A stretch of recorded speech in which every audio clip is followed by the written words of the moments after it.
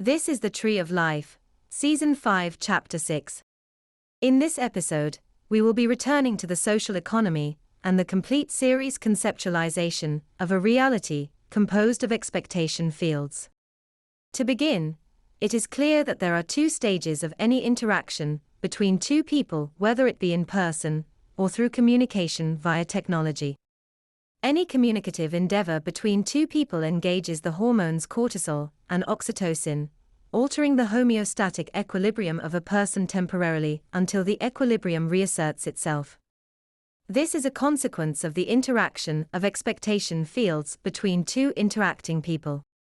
For example, as part of any social exchange or communicative interaction between two people, to the extent that that interaction projects certain expectations for reciprocation by the other, it generates a corresponding cortisol release in the absence of said reciprocation for the duration by which there is delay in the reciprocation. In other words, as part of any exchange there is initially a burst in cortisol, coincident with the delay in expectation matching, followed by a burst of oxytocin, coincident with the reciprocation being established by expectation matching. This tells us a few things. It tells us that our expectation fields are mediated by our homeostatic equilibrium, manifesting in the balance of cortisol and oxytocin within our body and brains.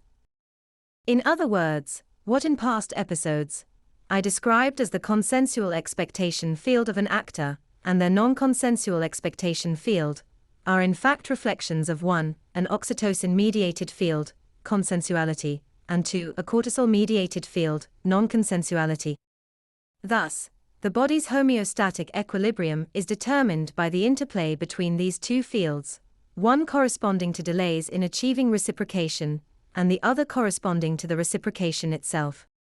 Finally, we can see that what I called conjoined expectation contracts describe contracts where reciprocation is the contractual nature, bursts of oxytocin, but where delays in reciprocation cause bursts of cortisol. Divisive expectation contracts are those where cortisol bursts are the norm, describing a relationship where one person achieves a benefit without the other achieving a benefit. Thus, what we heretofore described as the social economy represents the mediation of these two fields, anchored to independent hormones, within the interplay of a person's homeostatic equilibrium. Now, since all social interactions represent this interplay, which is to say, that every perception of the other is a projection of their intention, we see that every interaction represents a potential source of both oxytocin and cortisol, manifesting through the delay in achieving a projection, or expectation matched, and its corresponding reciprocation. In other words, you can maintain a one-sided, i.e. divisive expectation contract with another person by virtue of your predictions corresponding to their behavior. These projections allow them to play a role in your homeostatic equilibrium corresponding to their execution of your projections. From this we see that the momentum transfers represented by social intersections describe lateral actions, actions which represent oxytocin-mediated archetypal convergence. In other words, the displacement of a projection of a goal-directed action represents the substitution of a divisive expectation contract for a conjoined expectation contract.